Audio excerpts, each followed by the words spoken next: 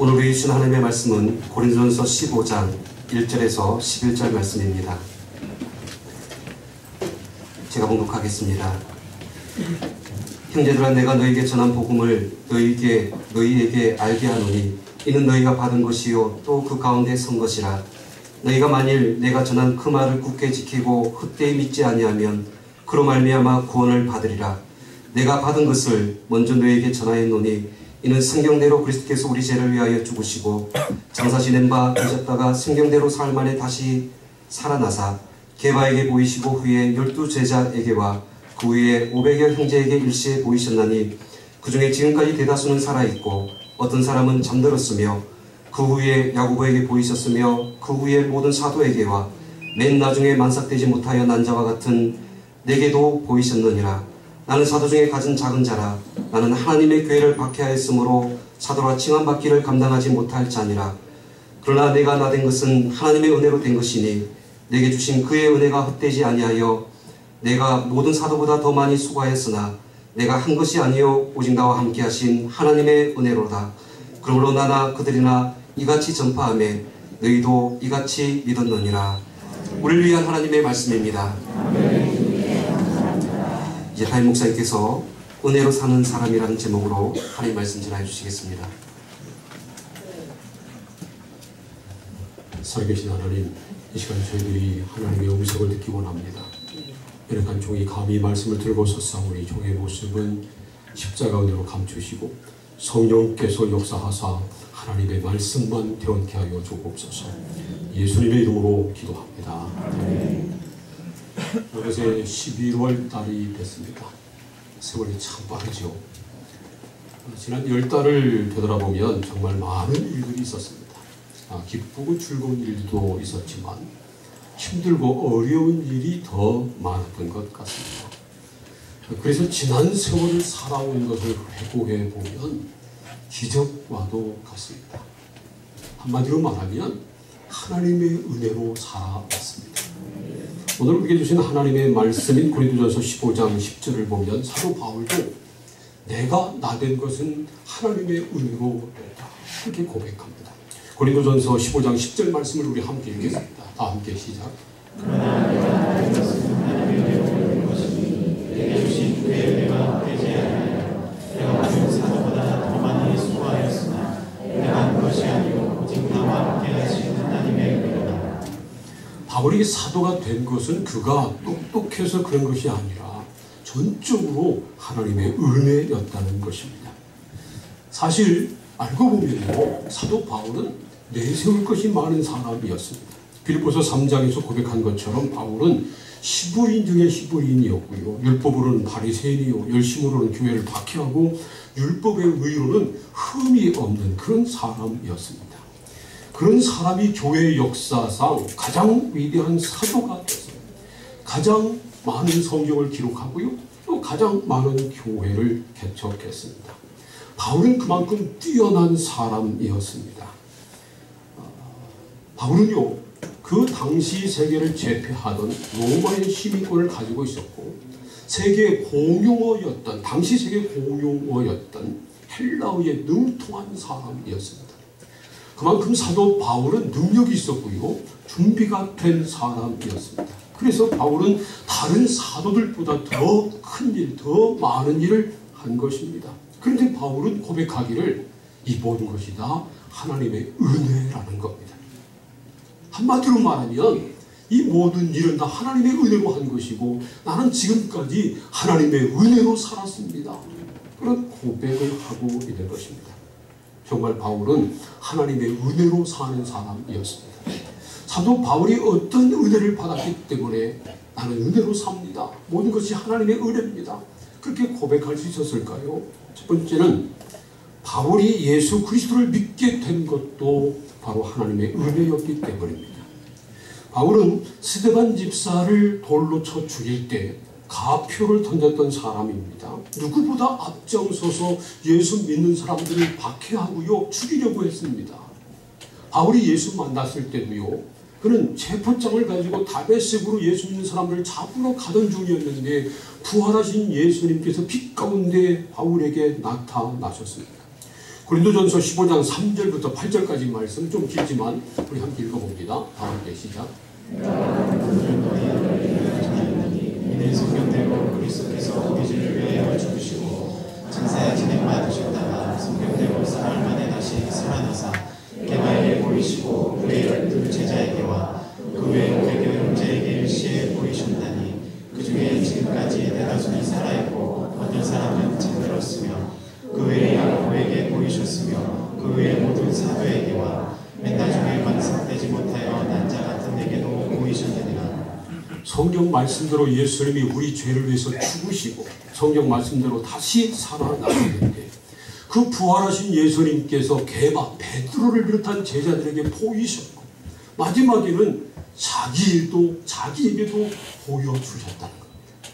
그런데요, 성경을 보세요. 바울이 자기가 보았다고 말하지 않고요, 예수님께서 자기에게 보여주셨다고 말씀합니다. 예수님이 부활하시기 전에는요, 예수님이 계시면 누구나 예수님을 볼 수 있었습니다. 그런데 예수님이 부활하신 다음에는요, 예수님이 보여주지 않으시면 볼 수 없었습니다.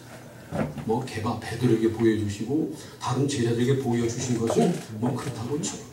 그런데 사도 바울은 누구보다 앞장서서 예수 믿는 사람들을 잡아 죽이려고 했던 박해자입니다. 그런 바울에게 예수님께서 나타나셔서 보여주셨다는 겁니다. 정말 놀라운 일이죠. 그래서 사도 바울은요, 자기가 예수님을 만난 것, 예수님이 자기에게 보여주신 것, 그래서 자기가 구원받은 하나님의 자녀가 된 것이 하나님의 은혜라고 고백하고 있는 겁니다. 두 번째로 바울에게 베푸신 하나님의 은혜는 그를 사도로 택해 주신 것입니다. 고린도전서 15장 9절과 10절 말씀을 함께 읽겠습니다. 시작. 나는 사도 중에 가장 작은 자라. 나는 하나님의 교회를 박해하였으므로 사도라 칭함 받기를 감당하지 못할 자니라. 그러나 내가 나된 것은 하나님의 은혜로 된 것이니 내게 주신 그의 은혜가 헛되지 아니하여 내가 모든 사도보다 더 많이 수고하였으나 내가 한 것이 아니요 오직 나와 함께 하신 하나님의 은혜로라. 바울은 누구보다 교회를 박해하던 사람이었습니다. 그런데 하나님이 그를 사도로 부르셨습니다. 그래서 감히 사도라 칭함을 받을 수 없다고 말합니다. 그렇기 때문에 그는 다른 어떤 사도들보다 하나님의 은혜를 헛되게 만들지 않으려고 더 열심히 주의 복음을 위해서 일했다고 그는 말하고 있습니다. 그런데요, 자기가 더 많이 수고했고 더 큰 일을 했지만 그것도 전부 다 하나님의 은혜라고 고백하고 있는 겁니다. 자기가 한 것이 아니라 하나님이 하셨다는 겁니다. 사도 바울은 어느 곳에 가든지 하나님이 자기와 함께 하심을 믿고 그 믿음으로 복음을 전했습니다. 바울이 고린도에 가서 복음을 전할 때도요, 어려움이 많았어요. 많은 사람들이 사도 바울을 대적했습니다. 심지어 그를 고소해서 그가 법정에 서기도 했습니다. 그러던 어느 날 하나님께서 밤중에 바울에게 나타나서 이렇게 말씀하십니다. 사도행전 18장 9절과 10절 말씀을 함께 읽겠습니다. 시작. 우리 주께서 한국 가운데 바울에게 말씀하시되 두려워하지 말며 침묵하지 말고 말하라. 내가 너와 함께 있음에 어떤 사람도 너를 대적하여 괴롭게 할 자가 없을 것이니 이는 이 성 중에 내 백성이 많음이라 하시더라. 밤에 주께서 환상 가운데 바울에게 나타나서 말씀하시기를 두려워하지 말라, 침묵하지 말고 말하라, 그렇게 말씀을 했습니다. 이 말씀을 뒤집어 보면요, 그때 바울이 두려워서 떨고 있었다는 겁니다. 사도 바울이 죽음도 두려워하지 않고 누가 뭐래도 떨지 않고 담대하게 복음을 전한 것이 아니고요, 그도 위협 가운데 떨고 있었다는 겁니다. 여기서 우리는 적지 않은 위로를 받습니다. 바울도 떨었다는 겁니다. 여러분, 바울 때문에 기죽지 마세요. 바울도 우리와 같은 똑같은 성적을 가진 사람이었습니다. 사도 바울도 두려워 떨었습니다. 그런데 하나님께서 말씀하시자 하나님의 함께 하심을 믿고 담대하게 복음을 전했습니다. 그래서 그 다음에 바울은 말하기를 내가 한 모든 일은 내가 한 것이 아니라 하나님의 은혜입니다. 하나님이 하셨습니다. 그렇게 고백하지 않을 수 없었던 것입니다. 내가 나된 것은 하나님의 은혜구나. 정말 멋진 말입니다. 근데 이 말은요, 사도 바울의 전용물이 아닙니다. 저와 여러분도 똑같이 고백할 수밖에 없습니다. 왜냐하면 우리도 하나님의 은혜로 구원받았고 우리도 하나님의 은혜로 살고 있기 때문입니다. 에베소서 2장 8절과 9절 말씀 보세요. 함께 읽겠습니다. 시작. 너희는 이에 하여 믿음으로 말미암아 구원을 받았으니 이것은 너희에게서 난 것이 아니요 하나님의 선물이라. 이게에서 난 것이 아니니 이는 누구든지 자랑하지 못하게 하리라. 이 말씀대로 우리는 행위로 구원받은 것이 아니고요, 오직 그리스도를 믿는 믿음으로 말미암아 은혜로 값없이 구원을 받았습니다. 우리가 잘나서 구원받은 건 아닙니다. 뭐 지식이 많아서 구원받은 것도 아니고요, 돈이 많아서 구원받은 것도 아닙니다. 우리가 착하고 선하게 살아서 구원받은 것도 결코 아닙니다. 오직 하나님의 은혜로 구원을 받았습니다. 오직 은혜로 구원을 받은 것입니다. 사랑하는 성도 여러분, 저와 여러분이 오직 은혜로 구원받은 것을 믿으시기를 바랍니다. 하나님의 은혜로 구원받았다고 하는 사실은요, 아주 중요합니다. 이 사실은 우리의 구원이 결코 흔들리지 않는다는 것을 말하고 있습니다. 우리의 구원이 우리로 말미암았다면 이건 믿을 수 없어요. 그러나 우리의 구원은 우리로 말미암은 것이 아니고요, 하나님의 은혜로 말미암아 된 것입니다. 그러므로 변할 수 없고 누구도 흔들 수 없습니다. 사랑하는 성도 여러분, 하나님의 은혜로 구원받은 확신을 가지고 살아가시기를 축복합니다. 그런데 우리가 구원받은 것만 하나님의 은혜가 아니라는 겁니다. 우리가 살아온 것도 다 하나님의 은혜입니다. 우리가 가지고 있는 것이 있다면 그것도 하나님의 은혜입니다. 우리가 한 일이 있다면 그것도 하나님의 은혜입니다. 우리는 하나님의 은혜로 살아왔습니다. 지금 우리가 이 자리에 있는 것 하나님의 은혜 아니면 있을 수 없는 일입니다. 앞으로 우리가 살아갈 일도 하나님의 은혜가 아니면 살아갈 수 없습니다. 그래서 우리는 하나님의 은혜 안에 머물러 있어야 합니다. 로마서 5장 1절과 2절 말씀을 함께 읽겠습니다. 시작. 그러므로 우리가 믿음으로 의롭다 하심을 받았으니 우리 주 예수 그리스도로 말미암아 하나님과 화평을 누리자. 또한 그로 말미암아 우리가 믿음으로 서 있는 이 은혜에 들어감을 얻었으며 하나님의 영광을 바라고 즐거워하느니라. 이 말씀은요, 우리가 믿음으로 얻는 두 가지를 가르쳐주고 있습니다. 하나는 믿음으로 의롭다 하심을 얻는 것이고요, 또 하나는 믿음으로 서 있는 은혜에 들어감을 얻는 것입니다. 이 말씀처럼 우리는 오직 믿음으로만 의롭다 하심을 얻을 수 있습니다. 자기의 행위로 의롭다 하심을 얻을 육체는 한 사람도 없습니다. 오직 믿음으로 의롭다 하심을 얻는 겁니다. 뿐만 아니라 우리가 믿음으로 의롭다 하심을 얻는 그 순간 우리는 또한 믿음으로 서 있는 은혜에 들어감을 얻게 된다는 것입니다. 은혜에 들어감을 얻게 된다고 하는 이 말은요, 그 이전에 우리는 은혜 밖에 있었다는 겁니다. 우리는 하나님 은혜 밖에 있던 사람이었습니다. 율법 아래 놓여있던, 법 아래 놓여있던 사람들인데 예수 그리스도를 믿음으로 말미암아 이 놀라운 하나님의 은혜에 들어감을 얻게 된 것입니다. 물론 우리는 아직 천국에 들어가지 못했어요. 마지막 죽은 다음에 우리가 천국에 들어갈 것입니다. 그러나 우리는 이미 하나님의 은혜의 나라에 들어간 것을 믿으시기를 바랍니다. 우리는 은혜 안에 있습니다. 하나님의 은혜 안에 우리는 머물 수 있는 것입니다. 그러므로 여러분, 저와 여러분이 법으로 사는 사람이 아니라 은혜로 사는 사람이 되기를 소원합니다. 우리는 하나님의 은혜로 살아야 합니다. 우리가 구원받은 것도 하나님의 은혜요, 지금까지 살아온 것도 하나님의 은혜이기 때문입니다. 앞으로 우리가 살아가는 것도요, 하나님의 은혜가 아니면 살아갈 수 없기 때문에 그렇습니다. 그러므로 우리는 죽으나 사나 하나님의 은혜 안에 있어야 합니다. 은혜로 살아야 합니다. 하나님의 은혜 안에 머물러 있는 사람, 하나님의 은혜로 사는 사람에게는요, 몇 가지 특징이 나타납니다. 첫째로 겸손합니다. 우리가 한 일이 아무것도 없기 때문입니다. 바울도 항상 겸손하게 자기 자신을 낮췄습니다. 고린도전서 15장 8절 말씀 보세요. 자신을 가리켜서 만삭되지 못한 자와 같다, 그렇게 말합니다. 그가 실제로 만삭되지 못하여 난 팔삭둥이라는 말이 아닙니다. 자기는 부족하다고 낮춘 겁니다. 그 다음 9절 말씀 보면요, 나는 사도 중에서 가장 작은 자라, 그렇게 말합니다. 사실 바울은 사도 가운데 가장 큰 일을 한 사람입니다. 가장 큰 능력을 가지고 있었습니다. 그럼에도 불구하고 자기 자신을 내가 가장 작은 자다, 그렇게 낮춥니다. 은혜로 살았기 때문입니다. 은혜로 사는 사람은 자기 자신을 낮추지 않을 수 없습니다. 사도 바울은요, 자기만 그런 것이 아니라 모든 그리스도인들이 겸손하기를 원했습니다. 그래서 빌립보서 2장 3절과 4절 보면 이렇게 말씀합니다. 함께 읽겠습니다. 시작.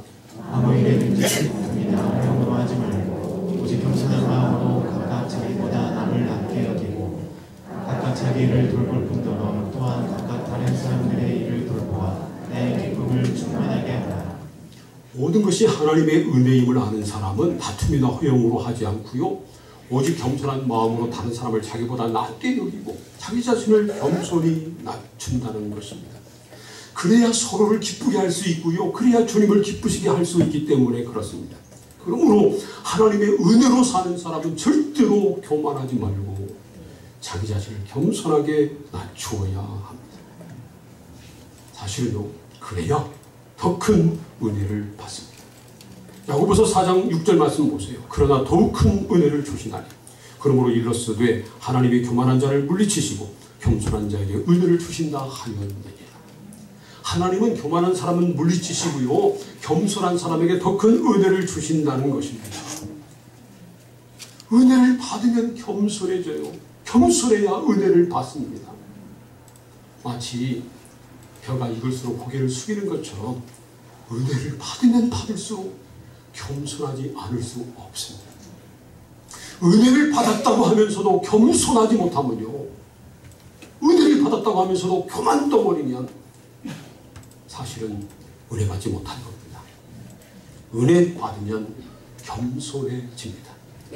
둘째로 죄를 짓지 않습니다. 고린도전서 15장 34절 말씀을 한번 읽겠습니다. 시작. 깨어 일을 행하고 죄를 짓지 말라. 하나님을 알지 못하는 자가 있고 내가 너희를 부끄럽게 하기 위하여 말하노라. 깨어 의를 행하고 죄를 짓지 말라고 말씀합니다. 은혜 안에 있는 사람은 죄를 지을 수 없다는 겁니다. 로마서 6장 1절과 2절 말씀도 보세요. 함께 읽겠습니다. 시작. 그런지 우리가 무슨 말을 하리요? 은혜를 더하게 하려고 죄에 더하겠느냐? 그럴 수 없느니라. 죄에 대하여 죽은 우리가 어찌 그 가운데 더 살리요? 은혜를 더하게 하려고 죄에 거하겠느냐라는 말은요, 로마서 5장 20절 말씀을 받은 겁니다. 로마서 5장 20절을 보면 율법이 들어온 것은 범죄를 더하게 하려 함이라. 그러나 죄가 더한 곳에 은혜가 더욱 넘쳤나니. 이렇게 말씀합니다. 죄가 더한 곳에 은혜가 넘쳤다는 겁니다. 이 말은요, 죄가 더할수록 더 큰 은혜를 받게 된다는 그런 말입니다. 왜냐하면 용서를 받으니까. 조금 죄를 짓고 용서받은 사람보다요, 많이 죄를 짓고 용서받은 사람이 더 큰 은혜에 감격하게 됩니다. 뭐 사소한 일, 아무것도 아닌 일, 예를 들어서 뭐 경범죄 같은 것 범하고 나중에 일반 사면 받으면 별로 기뻐하지도 않아요. 그런데 살인죄 같은 것을 저지르고 감형받아서 무기징역 살다가 만약에 사면받아서 뭐 풀이나 보세요. 얼마나 좋아하겠어요. 그래서 죄가 더한 곳에 은혜가 더욱 넘쳤다고 말씀하고 있는 겁니다. 그런데 그 다음에 6장 1절 말씀 보세요. 이렇게 말씀합니다. 그런즉 우리가 무슨 말을 하리요? 은혜를 더하게 하려고 죄에 거하겠느냐? 죄가 더한 곳에 은혜가 더욱 넘친다고 그 은혜를 누리기 위해서 죄를 또 범하겠느냐? 그럴 수 없다는 겁니다. 왜냐하면 우리는 죄에 대해서 추운 사람이기 때문입니다. 은혜 안에 있는 사람이기 때문입니다. 로마서 6장 14절 말씀도 보세요. 함께 읽겠습니다. 시작. 제가 너희를 주장하지 못하리니 이는 너희가 법 안에 있지 아니하고 은혜 아래에 있음이라. 죄가 더 이상 우리를 주장하지 못한다는 겁니다. 우리는 죄 아래 있는 것이 아니라 법 아래 있는 것이 아니라 은혜 아래 있는 사람이기 때문에 그렇다는 겁니다. 하나님의 은혜에는 놀라운 능력이 있습니다. 우리의 죄를 용서해 주시고 우리를 새 사람 되게 하는 능력이 있을 뿐만 아니라 그 죄를 짓지 않게 하는, 그 죄를 이기게 하는 능력도 있습니다. 사랑하는 성도 여러분, 저 여러분이 그런 은혜를 누리기를 소원합니다. 하나님의 은혜를 강조할 때 우리가 자칫 빠지기 쉬운 함정이 있습니다. 죄를 범해도 회개하고 용서받으면 그만이라는 겁니다. 그게 은혜라는 겁니다. 그런데 우리는 하나님의 은혜를 값싸게 만들면 안 됩니다. 하나님의 은혜는 값싼 것이 아닙니다. 싸구려가 아닙니다. 거저 주신다고 싸구려가 아닙니다. 하나님의 은혜는 예수님의 십자가를 통해서 주시는 은혜입니다. 예수님이 십자가에 달려 죽으심으로 주시는 세상에서 가장 귀하고 값진 은혜입니다. 근데 이 은혜를 싸구려처럼 죄를 범해도 그냥 회개하고 용서받으면 그만이라고 그렇게 생각하면 안 된다는 겁니다. 여러분, 값싼 것은요 하찮게 여깁니다. 여러분, 휴지 같은 것을 귀하게 여겨요? 그냥 하찮으니까 뽑아가지고 그냥 지저분해서 얼마든지 닦고 그냥 버리고 말잖아요. 그런데 말이죠, 만약 여러분이 귀하게 선물 받은 손수건이 있는데, 손수건 100만원짜리 손수건이 있는지 모르겠지만 한 100만원짜리 손수건이라고 한번 생각해 보세요. 여기 휴지 여기 오물 있다고 그걸 가지고 함부로 닦겠어요? 함부로 하지 못해요. 우리는 하나님의 은혜를 싸구리로 만들면 안 됩니다. 하나님의 은혜를 값싸게 만들면 안 됩니다. 우린 큰일난 하나님의 은혜로 구원받은 하나님의 자녀가 됐습니다. 의롭다 하심을 얻은 하나님의 자녀가 됐습니다. 그 은혜 안에 머물러 있기 때문에 은혜로 사는 사람은 죄의 지배를 받지 말고 은혜로 죄를 이기고 하나님의 은혜 가운데 승리하며 살아야 한다는 것입니다. 사랑하는 성도 여러분, 은혜로 죄를 이길 수 있기를 축복합니다. 세 번째로, 항상 주의 일에 더욱 힘을 씁니다. 고린도전서 15장 57절과 58절 말씀을 함께 읽겠습니다. 시작. 우리 주 예수 그리스도로 말미암아 우리에게 승리를 주시는 하나님께 감사하니 그런 것에 사랑하는 형제들아 근심하며 흔들리지 말고 항상 주의 일에 더욱 힘쓰는 자들이 되라. 이는 너희 수고가 주 안에서 헛되지 않을 줄 알리라. 우리가 구원받은 것도 하나님의 은혜고, 우리가 마지막 사망 근세를 이기고 최후 승리할 수 있게 된 것도 하나님의 은혜임을 아는 사람은 견실하며 흔들리지 말고 항상 주의 일에 힘쓰는 자들이 되어야 한다는 말씀입니다. 왜냐하면 주님의 일을 하는 것, 주의 일에 힘쓰는 것은 절대로 헛되지 않기 때문입니다. 이 세상에는요 헛된 일이 참 많아요. 어느 사업을 크게 하던 집사님이 있었습니다. 그런데 갑자기 중병이 걸려서 큰 수술을 했습니다. 그 소식을 듣고 찾아갔더니 그분이 그러더라고요. 이 중병으로 수술하고 보니까 지금까지 자기가 귀하게 여겼던 세상 것들이 다 헛되고 헛된 것임을 깨달았다는 겁니다. 돈도 헛되고 가지고 있는 큰 비리짐도 헛되고 잘 나갈 때 찾아오던 친구들도 다 헛되고 모든 것이 헛된 것을 깨달았다는 겁니다. 그래서 이제 자기가 태어나면 더 주의 일에 힘쓰겠다, 그렇게 말했습니다. 그래서 정말 태어나고 오직 주의 일에 힘쓰는 그 모습을 봤습니다. 여러분, 주의 일에 힘쓰시기를 축복합니다. 은혜로 사는 사람은 주의 일에 힘쓰지 않을 수 없습니다. 그것도 항상 더욱 힘을 쓴다고 말씀합니다. 기분 좋으면 하고요, 기분 나쁘면 그만두고, 하기 쉬우면 하고 어려우면 그만두는 것이 아니라 항상 더욱 주의 일에 힘쓰는 자들이 되어야 한다는 것입니다. 사랑하는 성도 여러분, 저 여러분이 하나님의 은혜로 사는 사람이기 때문에 더욱 주의 일에 힘쓰기를 소원합니다. 우리 믿음의 선배들은요 얼마나 주의 일에 힘을 썼는지 모릅니다. 우리 선배들은 먼 거리 걸어서 교회 다녔습니다. 지금처럼 편한 의자, 물론 우리가 지금 리모델링 하느라고 3층, 1층 나누어서 1층에 계신 분들 더 불편하죠. 힘들게 좀 예배 드립니다만, 그러나 이것도요 옛날에 비하면 양반이에요. 양반. 그때는 마룻바닥에서 심하면 멍석 같은 거 깐대서 그렇게 예배를 드렸습니다. 그래도 교회에서 밤을 새우면서 기도했습니다. 열심히 전도했습니다. 몸된 교회를 섬기는 일에 최선을 다했습니다. 그 덕분에 한국교회가 풍요했고요, 오늘 우리가 이 자리에 있는 것입니다. 이제 우리 차례입니다. 이제 우리가 더욱 주의 일에 힘쓰기를 소원합니다. 우리 교회 리모델링이 잘 진행되고 있습니다. 여기 앞에 추수감사절 프레카드 양쪽에 본당하고 수혜계실하고 진행 중인 사진을 여기다가 이제 붙여서 사진으로 포스터를 만들어서 프레카드를 만들어서 붙여놨는데 물론 여러분들이 이제 우리 교회 홈페이지 들어보면 더 자세한 사진 다 볼 수 있습니다. 조금만 참으면 빠르면 12월 초가 되면 이제 우리 본당으로 다시 들어갈 겁니다. 완전히 리모델링된 아름다운 예배당에 들어가서 예배 드릴 때 얼마나 좋겠어요.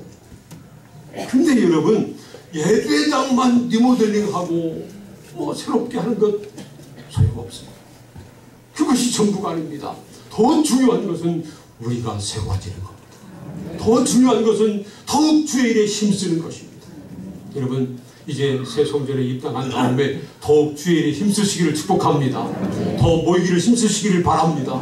더 열심히 기도하시기를 바랍니다. 성도들끼리 더 열심히 섬기고 무엇보다 열심히 복음을 전하시기를 축복합니다. 우리는 더욱 주의 일에 힘쓰는 사람들이 되라. 그런데 우리가 또 잊지 말아야 될 것이 있습니다. 내가 아무리 열심히 일하고 봉사한다 할지라도 그것도 하나님의 은혜라는 겁니다. 그래서 자랑할 것이 없어요. 그래서 교만할 것이 없어요. 다 하나님의 은혜이기 때문입니다. 그래서 사도 바울은 내가 나된 것은 하나님의 은혜라고 고백했습니다. 구원받은 것도 하나님의 은혜요, 사도가 된 것도 하나님의 은혜요, 다른 사도보다 더 큰 일을 한 것도 다 하나님의 은혜라는 겁니다. 그래서 그는 내가 나된 것은 하나님의 은혜입니다. 나는 하나님의 은혜로 삽니다. 그런 고백을 하고 있는 것입니다. 저와 여러분도 같은 고백을 할 수 있기를 소원합니다. 우리가 구원받은 것도 하나님의 은혜입니다. 우리가 지금까지 살아온 것도 하나님의 은혜입니다. 하나님의 은혜가 아니면 앞으로 살아갈 수가 없습니다. 그래서 종교개혁자들이 오직 은혜를 외친 겁니다. 오직 은혜, 오직 하나님의 은혜밖에 없습니다. 사랑하는 성도 여러분, 은혜로 살기를 축복합니다. 하나님의 은혜 안에 머무시기를 축복합니다. 그리고 은혜 안에 사는 사람답게 겸손하고 죄를 짓지 않고 더욱 주의 일에 힘쓰는 은혜의 사람, 은혜로 사는 사람들이 다 되시기를 주님의 이름으로 축원합니다. 이 시간 함께 은혜 아니면 살아갈 수가 없는데 찬양하며 기도하겠습니다.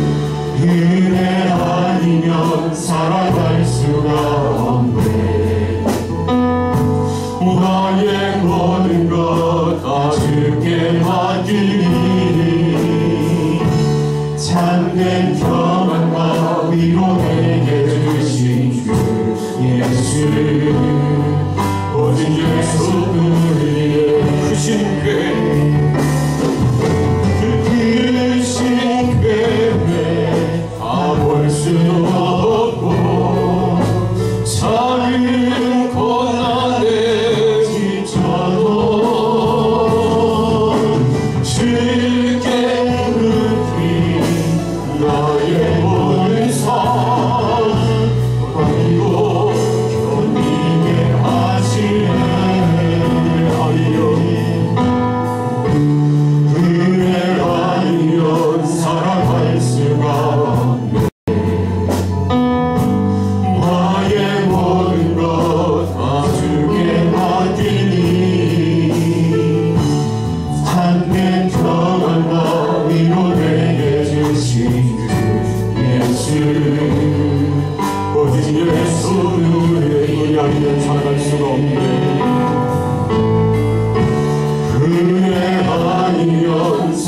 할 수가 없네. 나의 모든 것 다 주께 맡기니 참된 평안과 위로 내게 주신 주 예수, 오직 예수뿐이네. 은혜가 아니면 우리는 살아갈 수가 없습니다. 우리 호흡마저도 다 주님이 주신 것입니다. 이 세상에서는 평안과 위로를 받을 수 없지만 예수만이 우리에게 평안과 위로를 주시고 우리의 삶을 인도하십니다. 하나님, 은혜로 살게 하여 주옵소서. 은혜 안에 머물게 하여 주시옵소서.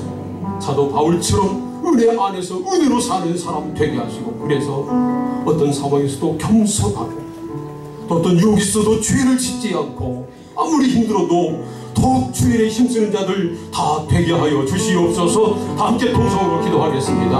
하나님, 우리도 은혜로 살기를 원합니다. 은혜로 사는 사람 되기를 원합니다. 은혜 안에 머물기를 원합니다. 믿음으로 은혜 안에 들어감을 얻은 사람답게 어떤 상황에서도 하나님의 은혜로 살게 하여 주옵소서. 은혜 안에 사는 사람은 겸손합니다. 우리 자신을 철저하게 낮추고 주님만 높이게 하여 주옵소서. 은혜로 사는 사람은 죄를 짓지 않습니다. 죄를 범하고 용서를 구하는 사람이 아니라 하나님의 은혜로 죄를 이기는 사람들 되게 하여 주옵소서. 은혜로 사는 사람은 더욱 죄에 힘씁니다. 힘들고 어려워도 어떤 상황이 와도 낙담하지 않고 더욱 죄에 힘쓰는 자들 다 되게 하여 주옵소서. 은혜 안에 사는 사람, 은혜로 사는 사람 되게 하여 주옵소서. 예수님의 이름으로 기도합니다. 아멘.